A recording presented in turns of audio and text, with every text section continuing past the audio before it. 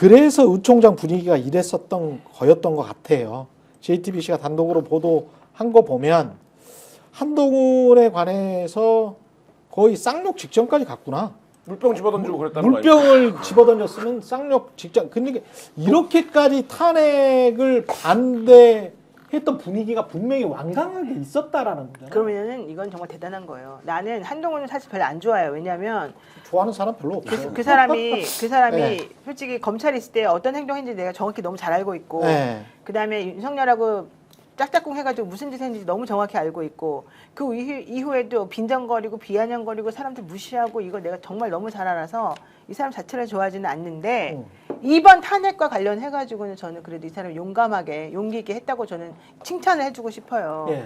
이번에 그 의총장 자기는 국회의원도 아니니까 그 국회의원들이 이랬다는 거잖아. 이건 다 이제 비공개 얘기인데 야 너는 국회의원도 아닌데 네가 와가지고 무슨 너 그 어쩌다 당 대표 돼가지고 무슨 네가 할 말이 있다고 여기 나와서 이렇게 떠들고 되냐 이런 얘기가요. 그렇죠. 비아냥 거리는 게 너무너무 모욕적이었는데 그 모욕을 이번에만 당한 게 아니고 저번에부터 계속 당해왔던 건데 이번 의총장에서 완전히 자기가 이랬다 저랬다 이런 얘기 하면서부터 이 사람이 완전히 추락을 했고 의총장에서 물병 던지고 너 빨리 나가라 너를 들어오는 순간부터 우리 당이 망가졌다 이런 얘기를 그 안에서 다 들었다는 거 아니에요 그 쌍욕을. 또라이 아니야 또라이 뭐 이렇게 이야기도 했네. 근데 F1은? 저는 뭐 한동훈 대표에 대한 평가가 네. 뭐 갈릴 수 있지만 저는 한동훈 리더십이 붕괴한 거는 반대자들 때문이 아니라 본인이 열흘 사이에 리더십을 왔다 행사할 갔다 수 한 있는 거야. 신뢰 기반을 네. 무너뜨린 거예요. 그렇지. 그렇기 때문에 반대자들이 이렇게까지 극악하게 또 나올 수 있었던 거거든요. 그리고 배신자들이 얼마나 많아. 진정호 봐요. 그 배신자. 그렇지. 그 끝나고 나니까 최고위원 갑자기 다 그만두고 네. 전에 다 이미 다 가 있었던 거고 장동혁 마찬가지고. 어쨌든 그 23명이 만약에 한동훈의 리더십이 작동해서 23명이 찬성을 했다 이러면 이 상황이 몰리지 않았을 거예요. 그러니까 어쨌든 당내 소수파의 리더라도 소수파를 이끌더라도 어쨌든 명분을 갖고 있었기 때문에 할 수 있었는데 그 과정에서 한동훈 대표가 취한 행동은 어떤 겁니까? 본인 당일날 체포될 거라고 생각해서 국회에 들어왔다는 거잖아요. 그 얘기는 뭡니까? 자기가 신뢰할 만한 어떤 정보원으로부터 그 얘기를 들었을 거잖아요. 나를 체포하는. 그럼 이미 그날 한동훈 대표는 이 작전을 알고 있었던 걸로 추론이 되는데 그러고 나서 다음에 윤석열 대통령 만나러 들어가지 않습니까? 그럼에도 불구하고 그러니까 사람들이 어떻게 생각하는 거야? 아 권력력이 대단하네. 자기 체포하려고 그랬다는데 저걸 만나러 가네. 그 다음에 한 방법이 뭡니까? 국무총리 당사로 불러다가 자기는 둘이 운영하겠다고 선언해버린 거 아닙니까? 한덕수 총리 무슨 내용인지도 모르고 왔다는 거고. 그러니까 뭐야 이건 이렇게 됐던 건데 그거를 누구한테 거부당한 겁니까? 대통령실에서 거부한 거잖아요. 그렇게 안 할 건데? 이렇게 된 거잖아요. 그러니까 사실 이 과정들이 그 열흘 사이에 한동훈이 보여줬던 행보가 정치인 한동훈의 미천을 드러냈고 그게 결국엔 그 리더십을 그러니까 내가 한동훈 좋아하지 않지만 그래도 뭐 어떻게 한동훈이 대표하면서 가야지라고 생각하는 생각마저 무너뜨렸다. 그게 지금 한동훈 대표가 마지막에 처한 상황이죠. 네, 친윤계 시의원이 이날 했다는 14일 날에 이제 탄핵이 가결되고 난 다음에 열받아서 했다는 이 말이 국민의힘이 자가당착에 빠져 있는 게 확연히 드러나요. 책임질 사람은 지도부입니다. 우리가 대장이 책임지지 실무자가 책임지는 건 없지 않습니까? 이렇게 이야기를 했어요. 한동훈한테. 한동훈 네가 대장이니까 책임져라. 왜 이 말을 윤석열한테는 못하나? 아니 진짜 또라이들 아니야. 지들이 또라이면서 또 F1은 한동훈한테 한동훈이 사과 안 하겠다고 아니죠. 사퇴 안 하겠다고 하니까 또라이 아니야 또라이? 지의원은 그랬다는 거예요. 저런 놈을 갖다가 법무부 장관 시킨 윤석열은 자기 눈을 찌른 거야. 자기 눈을 찔렀으면 그 사람 탄핵해야지. 이 또라이들 아니야 전부 다. 그러니까 이 강성 발언을 쏟아낸 사람들이 네. 지역 기반이 다 TK인 사람들이에요. 아, 그래요? 그러니까 뭐라고 해야 될까요? 네. 그러니까 이 이제 민심의 영향을 덜 받는. 근데 이제 이거는 뒤집어서 얘기하면 국민의힘이 그만큼 나빠진 거예요. 그러니까 예전 같으면 수준이 떨어졌다. 네, 그렇죠. 수준이 진짜 저질이 이상 됐다. 저질이에요 저질. 저질이 됐다. 그러니까 이분들은 사실 수도권 민심 지금 뭐 여의도에 100만이 모였어, 200만이 모였어. 근데 우리 지역 거랑은 전혀 상관없는데 이런 생각을 하는 분들이에요. 그러네. 예, 그러니까 사실 여기는 주군이 윤석열이냐 한동훈이냐 이런 것도 사실 별로 안 중요해요. 그러니까 어차피 왜냐면 된다? 어차피 자기가 공천 받을 시점에 대표랑 관계만 괜찮아서 내 지역구에 공천만 받으면 우리 어차피 소수당이고 지금 뭐 이런 상황인데 정권 넘어가는 건 이제 어쩔 수 없는 나도 거예요. 오래 예. 했고 내 나이 72이 넘었고 뭐 안 되면 아들한테 물려주지 뭐 이런 생각도 있을 수도 있고. 그래서 뭐 이날 물병 던지고 이런 분들이 다 아들? 대부분 아들? 그 이런 격한 발언한 분들이 TK 분들입니다. 그러니까 네. TK 분들이 다 나쁘지는 않고 TK 분들의 판단이 다 틀리지는 않겠지만 그럼에도 불구하고 이 사건의 원인과 과정과 결과를 조금 생각하셔서 대한민국을 사랑한다는 보수 그 자랑하는 그 보수 진보 따위와는 비교도 안 되게 대한민국을 위해서 올바른 법치주의에 입각해서 행동한다는 그분들이 정말 정신 좀 차리세요. 그리고 국민의힘 의원들이야말로 정신 좀 차려라고요. 망각을 한 것 같은데 자기가 지금 뭐 하는지를 몰라요. 자기네들이. 탄핵 이후에 다 내란죄를 다 같이 집어넣어야 돼요. 탄핵 이후에 황교안 대표 체제 때 태극기랑 손잡고 막 국회 점령하려고 그런 때 있었어요. 네. 기억나시죠? 맞아요. 거기서 빠져나오는데 몇 년 걸렸습니다. 아니 그래놓고 어저께는 또 황교안을 또 국회에서 기자회견하게 만들어주고 판 깔아주고 네. 부정선거도 근데 얘기하게 만들고 그 뭐예요? 국민의힘이 그때 쇄신과 혁신 얘기하면 그 문제가 늘 1번이었어요. 태극기와 절연해야 된다.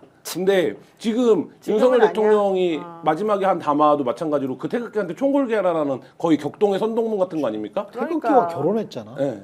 이 정권 결혼했어. 이 정권 2년 반 동안 태극기랑 결혼을 해가지고 있었던 거야. 그래서 지금 근데 이 국민의힘의 행태는 그때로 돌아가는 거예요. 그러면 그때보다 태극기도 질이 안 근데 좋습니다. 그게 더 웃긴 게 아니 태극기가 질이 좋았던 적이 있었나? 아니, 그러니까 그래도 네. 어쨌든 그때보다 지금 태극기 세력들도 훨씬 더 훨씬 더- 발언의 훨씬 더 수위도 저질이 높고 됐어요. 예. 하는 아, 상황인데 그러니까 굉장히 좀 제가 다 보면 근데 옛날에 잠깐만요. 이회창 때 뉴라이트 이때는 그래도 사람들이 좀 식견이 있는 식견이 있는 있어요. 사람들이 있었어. 근데- 그때 태극기는. 근데 제가 제일 어. 속상한 건 뭐냐면 네. 이번에 태극기하고 손잡으면서 그 사람들이 하는 행동은 오로지 돈이에요.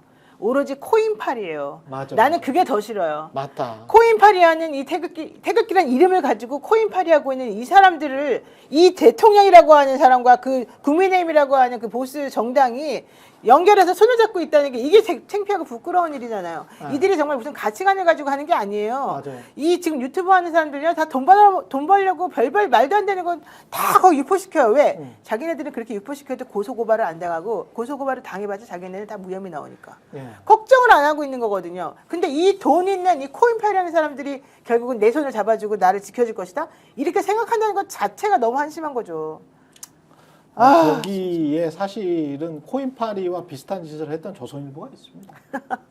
왜냐하면 70년대 이후에 조선일보의 성장 배경에는 뭐 말 좀 하는 기자들 다 쫓아내고 구독자 여러분들 70년대 80년대 이후에 그런 식으로 쭉 해서 본인들의 아성 그리고 본인들의 재산 사조의 재산 보십시오. 그 배당을 얼마나 많이 하는 줄 아십니까? 맞아요. 그 사람들 어마어마해요. 그 예전에 조그마한 회사들이었거든요. 전부 다. 저희 애가 14살이고 네. 운동을 해갖고 세상 일에 별로 관심이 없거든요. 네. 그래서 저한테 이제 물어보더라고요. 차를 타고 가는데 근데 이 현대 정치가 어쩌고저쩌고 자기네가 그걸 시험을 본다면서 얘기를 하다가 근데 대통령은 계엄을 왜 한 거야? 그걸 성공할 줄 알고 한 거야? 이렇게 물어보더라고요. 네. 그래서 뭐 당연히 실패했고 뭐 쭉 설명을 해주는데 그 왜 그런 거냐는 거예요. 그래서 제가 그러니까 그 눈높이에 맞게 설명을 해주려고 대통령이 알고리즘에 빠진 것 같다. 알고리즘에 라고 얘기를 했어요. 그때 얘가 알고리즘은 알아? 알고리즘이 몇 학년 몇 학년? 유튜브 알고리즘 중학교 알지. 1학년이니까. 아, 중학교 1학년. 그래서 알고리즘까지 듣고 대뜸 유튜브 이러는 거예요. 아, 그래서 유튜브. 그래 그 유튜브 대통령이 그런 부정선거 다르구나, 유튜브를 본 것 애들이. 같다라 했더니 얘가 뭐라는 줄 알아요? 네. 말도 안 되는 소리 하지 말라는 거예요. 대통령이 어떻게 그러냐는 거예요. 아. 그거는 중학교 아빠를 1학년이 의심해. 예. 중학교 1학년 굉장히 합리적이네. 그래서 저한테 이성적이고. 또 자기한테 똑똑하네. 유튜브 보지 말라고 잔소리하는 줄 알고 아. 대통령이 어떻게 알고리즘에 빠지냐고 대통령 유튜브를 왜 보냐고 이러는 거예요. 아. 근데 그게 14살도 갖고 있는 상식적인 생각이죠. 상식적인 이야기. 네, 근데 우리가 지금 뭘 하고 있는 겁니까? 대통령 담화를 극우 유튜버 고성들이 주문한 대로 그대로 쓰는 담화를 온 국민이 지상파 중계로 본 세상 아닙니까? 그러니까 이게 굉장히 지금 어디서부터 어떻게 수습을 해야 될지를 모를 정도로 다 망가져 버려갖고 우리 아들이 대학교 1학년이거든요. 예. 우리 아들이 대학교 1학년이고 친구들은 이제 재수하거나 대학교 갔거나 먼저 이런 애들인데 다 응원봉 들고 다 자기가 나갔다는 거예요. 그러면서 내가 그랬어요. 니네 왜 나가니? 너네같이 그런 데 관심도 없는 애들이. 내가 물어봤더니 화를 내는 거야 나한테.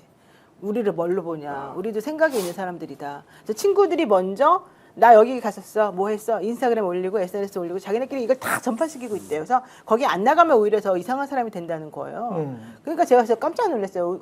우리가 생각하는 이 MZ 세대들이 생각보다 이 상황에 대해서 엄청 분노하고 있고 이 상황 자체를 이해를 못하고 있다는 거야. 이 대통령이 왜 이런 행동했는지를 자기네들 너무너무 이해할 수가 없고 태어날 때부터 자유로웠잖아. 그런데도 불구하고 이 친구들은. 그러니까 그러니까 그러는 거야. 이 친구들 입장에서는 도대체 계엄이라고 하는 게 우리나라에 왜 필요한지부터 대통령이 지금 하는 행동까지 자기네가 도대체 이해할 수 없는데 그럼에도 불구하고 원래는 이 사람들은 그런 거를 자기네들의 뭐 정치적 의사표현을 하려고 나서는 사람들이 아니잖아요. 예. 근데 이번에는 안 나가면은 오히려 자기네들이 왕따당하는 분위기라고 얘기를 하면서 그 얘기를 해줄 때 내가 정말 깜짝 놀랐어요. 그러니까 대통령이 입만 열면 자유와 민주주의를 얘기하는데 사실 지금 이제 그 세대야말로 자유와 민주주의 바깥에서 한 번도 살아본 적이 없는 세대잖아요. 그렇지. 그러니까 진짜 공기처럼 흐르는 거거든요. 네. 뭐 이런 상황인데 대통령만 혼자 이상한 극우 유튜버 유니버스에 빠져갖고 사회 질서가 이상해졌다. 사회 질서를 내가 붕괴된 망국적 상황이라고 그러고. 망국적 상황이다. 이렇게 생각을 하고 이거를 어떻게 하는 겁니까? 현실에 있는 실병을 기동을 해갖고 이거를 제압하겠다. 이 괴리를 근데 그러고 나서 그게 실패로 끝났고 모든 게 한바탕 헛된 망상이었다라는 걸 확인이 됐음에도 불구하고 다시 자기 지지자들을 향해서 극우 유튜버의 지령을 받은 것처럼 똑같이 연설을 하면서 행동에 나서 국민과 함께 싸우겠다, 끝까지 싸우겠다 이렇게 선언을 해버리니까 이 윤석열 씨가 망가뜨린 한국 사회를 어디서부터 수습해야 되는지를 뭐 지금 더듬어지지도 않는 상황이다. 이게 너무 망가져갖고 사고 방식이 1930년대생들의 사고 방식이거든요. 저 1930년대생들의 사고 방식이 쭉 이어져서 유신까지 오고 유신까지 오는데 그 유신이 잘한 거야. 그분들의 사고방식은 잘한 거야. 왜냐하면 워낙 권위주의적인 나라에서 태어나가지고 독재적인 나라에서 태어나서 한 번씩 싹 쓸어버리고 그 다음에 안 되면 주 패.